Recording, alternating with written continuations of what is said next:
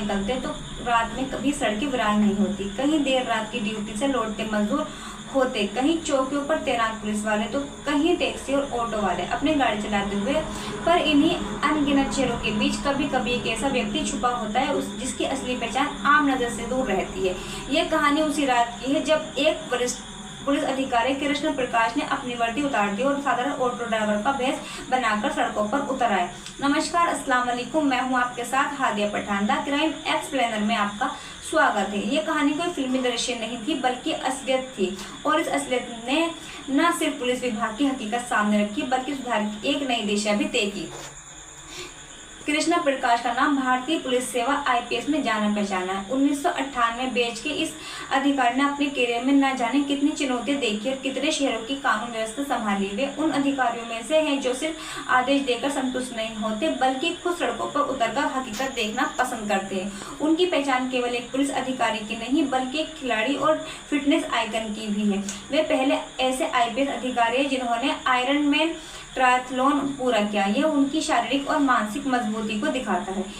वही मजबूती वे अपने काम में भी लाते हैं। मुंबई, पुणे, नवी मुंबई एवं अब पिंपरी चिंचवड, इन तमाम जगहों पर उन्होंने अपनी तैनाती के दौरान बार बार साबित किया कि एक अधिकारी सिर्फ कुर्सी पर बैठकर आदेश देने वाले नहीं बल्कि जनता का सेवक होता है।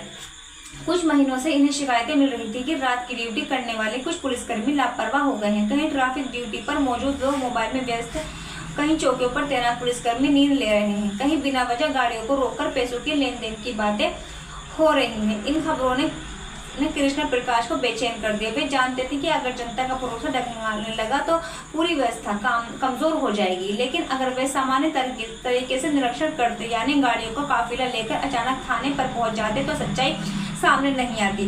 पुलिसकर्मी तुरंत चौंकाने हो जाते हैं। ये सोचकर उन्होंने तय किया कि इस बार वे खुद आम आदमी बनकर सच्चाई देखने निकलेंगे। योजना बेहद गुप्त रखी गई। वे उनके स्टाफ को जानकारी थी, ना ही स्थानीय थानेदार को। उन्होंने तय किया कि वे ऑटो ड्राइवर का भेष धारण करेंगे। उस रात उन्होंने साधारण शर्ट पहनी, एक पुराना सा ऑटो लिया और सड़क पर निकल पड़े। उनके चेहरे पर कोई ऐसा संकेत नहीं था जिससे लगे कि वे पुलिस कमिश्नर हैं। अब वे सिर्फ एक साधारण ऑटो वाले थे जो रात में किराए की तलाश में घूम रहे थे। घड़ी ने 12 बजाए और मुंबई पुणे हाईवे की सड़कों पर उनकी यात्रा शुरू हुई।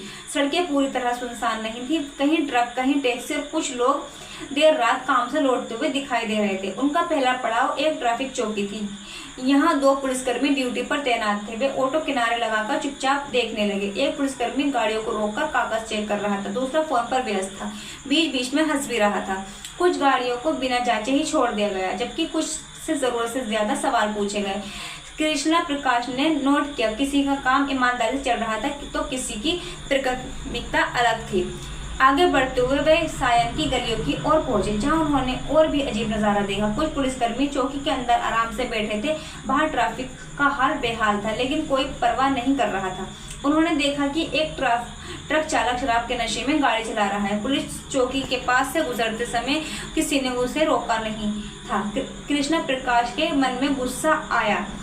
अगर यह ट्रक किसी को टक्कर मार देता तो जिम्मेदारी किसकी होती।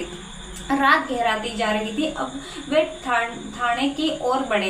यहाँ का नज़ारा कुछ अलग था। चौकी पर तैनात पुलिसकर्मी सतर्क थे। उन्होंने गाड़ियों को नियमों के हिसाब से रोका, दस्तावेज चेक किए और बिना वजह किसी को परेशान नहीं किया। उन्होंने एक घटना देखी। एक ऑटो चालक तेज गति से गाड़ी चला रहा था। पुलिसकर्मी ने तुरंत उसे रोका और कानूनी कार्रवाई की चालक बहस करने लगा, लेकिन पुलिसकर्मी ने धैर्य से समझाया और दंड भी लगाया।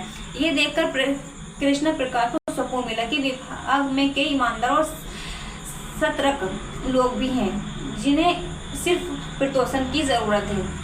उस रात की यात्रा ने उन्हें विभाग की असली तस्वीर दिखा दी। कहीं लापरवाही थी, कहीं जिम्मेदारी, कहीं भ्रष्टाचार की झलक थी तो कहीं ईमानदारी की चमक। उन्होंने महसूस किया कि सुधार केवल आदेशों से नहीं होगा बल्कि प्रेक्षण, निगरानी और प्रोत्साहन से आएगा।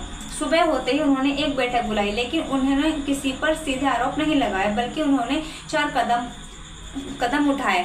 गुप्त निरीक्षण की परंपरा। वरिष्ठ अधिकारी समय समय पर भेद बदलकर चौकियों और ड्यूटी पॉइंट्स का निरीक्षण करेंगे।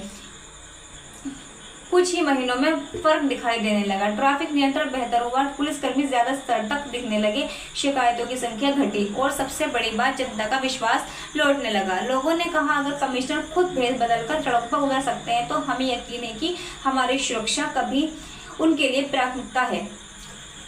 कृष्णा प्रकाश की यह कहानी केवल एक गुप्त रात तक सीमित नहीं रही। उन्होंने कई बार इस तरह भेद बदल कर जनता की नब्ज टटोलने की कोशिश की। कभी आम नागरिक बनकर थानों में गए, कभी ट्रैफिक पुलिस की चेकिंग देखी तो कभी रात को चौकियों पर बिना बताए पहुंच गए। उनकी यह शैली बताती है कि असली नेता वही है जो जनता के बीच रहकर काम करे। कृष्णा प्रकाश की यह गुप्त राज साबित करती है कि सुधार केवल कागजी आदेश से नहीं आता, बल्कि जमीन पर उतरकर देखने से आता है। उन्होंने यह दिखा दिया कि अगर अधिकारी खुद सतर्क और संपत्ति हो तो पूरी व्यवस्था बदल सकती है। ये कहानी न सिर्फ पुलिस विभाग के लिए बल्कि हर उस व्यक्ति के लिए सीख है जो जिम्मेदारी की पथ पर है।